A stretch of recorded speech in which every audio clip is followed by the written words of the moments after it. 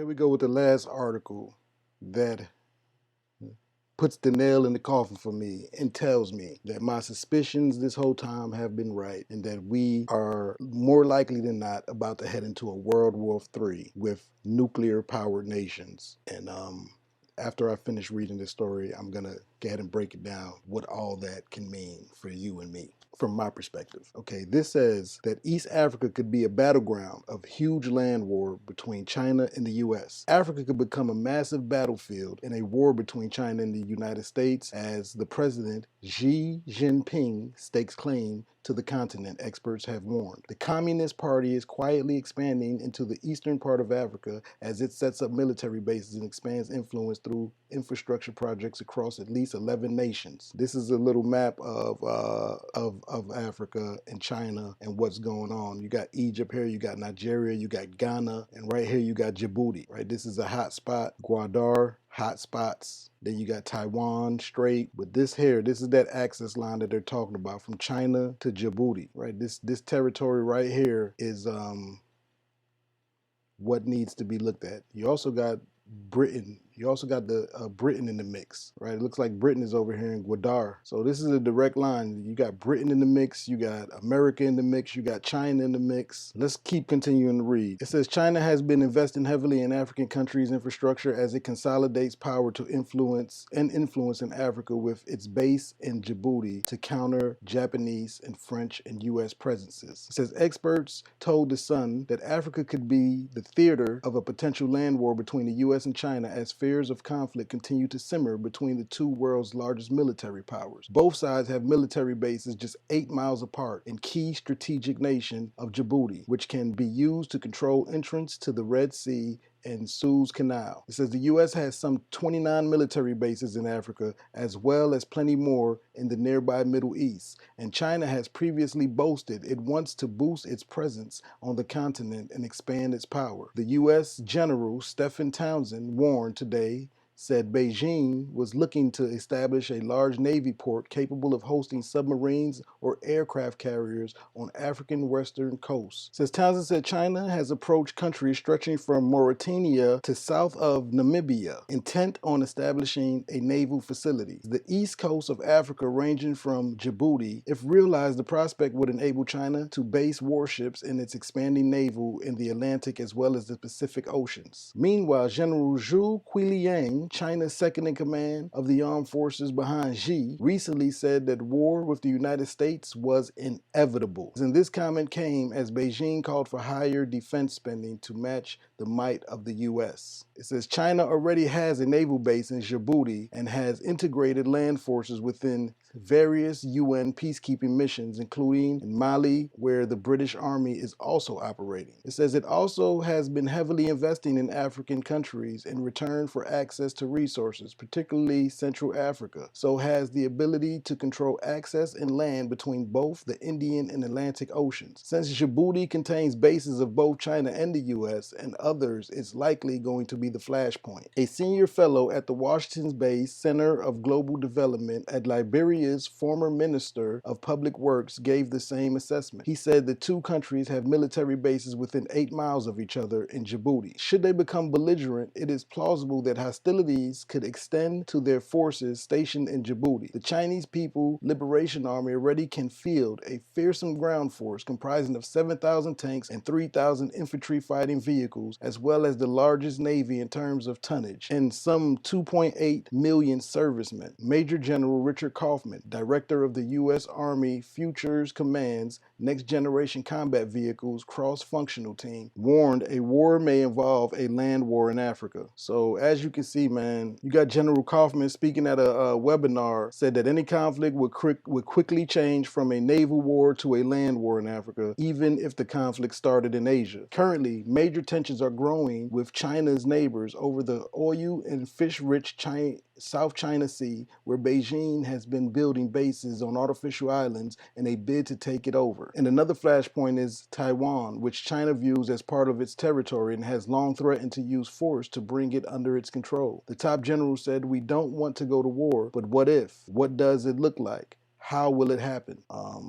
That's a good damn question. He said, and I quote, "It wouldn't self-limit to the South China Sea. They wouldn't self-limit to the Taiwan Strait. They're competing globally, and in conflict, you can trust they will fight globally. It's bigger than a piece of ocean. I guarantee you that. In Asia alone, the boot of China, should this conflict occur, will be felt on the neck of men and women in Ho Chi Minh City, Bangkok, and other friendly countries. It will go to Africa, and that's over land, space, air, sea, and cyberspace." So that's what we're looking at. That brings us to my final conclusion of why it looks like it is inevitable. I've been saying that way before these reports came out, right? Way before I got any of this intelligence, or way before I was able to come across any of these articles, just looking at everything that's going on, all the posturing. And the key that got me paying attention to this shit was, one, the UFO sightings, right? It was crazy that the military out Pentagon was confirming them, and they're talking about dropping before June, right? They're gonna reveal that UFOs are real, they exist, they have the capabilities of shutting down our nukes, they have the capabilities of shutting down our weapons defense systems, and they don't understand the technology that these UFOs are using. Some reports from the Navy, from our military, report some of these aircraft going as fast as 55,000 miles per hour and more. Right? Could you imagine something moving 55,000 miles per hour, right? In a flash, they're able to go in and out the water. And I was wondering, why would the U.S. military start confirming that UFOs are real and we potentially have other life on this planet, or something that we don't understand? Something maybe extraterrestrial, or if it ain't extraterrestrial, it's something that we don't have the capabilities of understanding, right? These objects defy the laws of physics. That raised my eyebrows, because if they've been here, which I assume they have, right? Because these sightings have been going back since the damn 30s, 40s, 50s, as long as I can remember. They've always denied it though. And now all of a sudden they came out and it was like, okay, you know what? All those people that we made you think were crazy and we ostracized out of our society, and we, made you think they were nutty. Guess what? They were lying. They were telling the truth this whole time. And yes, UFOs are real, and we're gonna go ahead and now come clean about it. And I was like, why the hell would the U.S. all of a sudden have a change of heart to come clean about UFOs? So that gave these type of things, put my antennas up. And then the fact that Joe Biden turned around and decided to start bringing troops home from Afghanistan and talking about he's ready to end the world's longest war and he's ready to end the forever war. And then these articles that I'm reading you pretty much confirms, like, I don't think this is going to be avoidable now. The thing that I'm saying is that if we go to war, and I read this in an article about a month ago, and it seems to be true, this is a logical train of thought, it will more than likely have to be a nuclear war.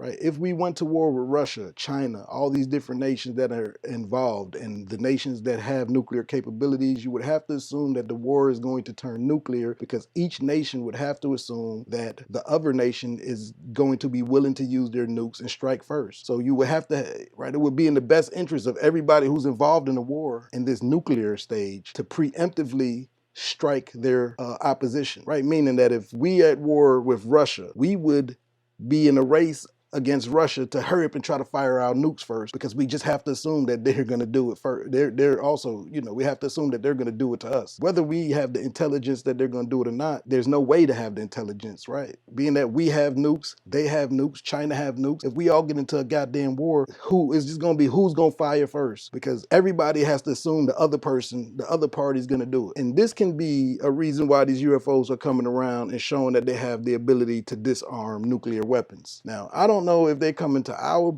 bases and our stations disarming our nukes to show a hint that, hey, cut it out, or, if this World War III pops off, America, you're fucked, because we're defense systems, and we're going to disarm your nukes, and you're not going to be able to strike back, and we're going to go ahead and let you get topped. I don't know if that's what these crafts are supposed to be doing, that supposedly are hitting our military, buzzing our warships and buzzing our military bases and disarming shit, or if these crafts are doing it also in other countries, right? Because I guess we wouldn't have that intel. Are the countries also doing the same thing in China? Are the countries also doing the same thing to Russia? Are the UFOs, are these spaceships, these crafts, are they also doing the same thing to other countries that they're doing to us, and we just don't know about it, to basically show everybody like, hey, all right, I don't know what the hell's going to be happening here, but this shit seems to be getting serious, but we not going to let y'all fire off any nukes, right? Like, we have the capability to make sure nobody fires off any nukes, and then there'll just be a war of the conventional way, right? Ground air war, land war, maybe missiles, this type of thing, but it won't be a nuclear war. Maybe that could be my speculation of why these UFOs may be showing up and showing their capabilities. This is just speculation though. I guess we would have more information, but I could have a better sense of that theory once this report that's supposed to be coming out before the end of this month from the Pentagon, right? They said this is going to be proof. They said the little shit that I've been showing you on here, if you go check out the UFO videos, that's just the tip of the iceberg. That's nothing compared to what they're about to release to show us, right? They say in some instances, you got these UFOs that are like only 50 feet away from the cockpit, right? You can see it clear as day, right? They got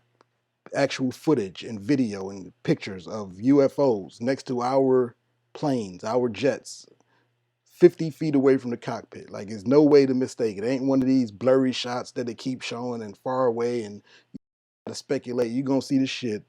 They basically said it's going to be what do you call it? Like resounding evidence. This is going to be resounding evidence and proof of these crafts. So that could be something that's going on, man. But it does seem that we're heading into a World War III, and it's just why Africa, man? Right? One of the last places on Earth that has natural resources. Maybe that's another reason these UFOs or whatever the hell's going on is happening the way it's happening. Because it's like Africa's probably one of the last continents yet left that, you know, ain't like America, ain't like China, where we're just strictly polluted, filthy, just our countries are just, they're disgusting. Right? They're polluted with plastic, all the water, all the food, everything's full of poison, right? So it's like, why you want to go over there and muck up Africa? If the war is going to be fought, it's going to be fought in Africa. And Africa don't even got shit to do with none of this that's going on. You got white men, you got Chinamen, you got Russians, you got white men and Chinamen, right? Ready to play with their toys, ready to pop off some shit in the country that has nothing to do with none of this shit. So, you know, I hope that we can get this shit under control. I hope that this shit can go diplomatic, because I'm like what the UFOs might be giving us signals and saying that, hey man, hold on, pump the brakes. When we talking about nuclear war here, you know, if we talking about China's got 320, that's enough to wipe out human civilization. If we gonna start shooting nukes, it ain't like because we shoot nukes at China and we shoot nukes at Russia and we hit them and that's it, oh, we just gonna destroy them. No, the nuclear winter that comes after that, the oceans are gonna be contaminated. Everything is going to be basically, it's the end. The people that die right away are going to be the lucky ones, right? Those of us who wind up surviving and have to try to survive through the nuclear winters when death is going to be inevitable, but it's just going to be slow and excruciating, painful for your children, your mothers, your fathers, the people you love, right?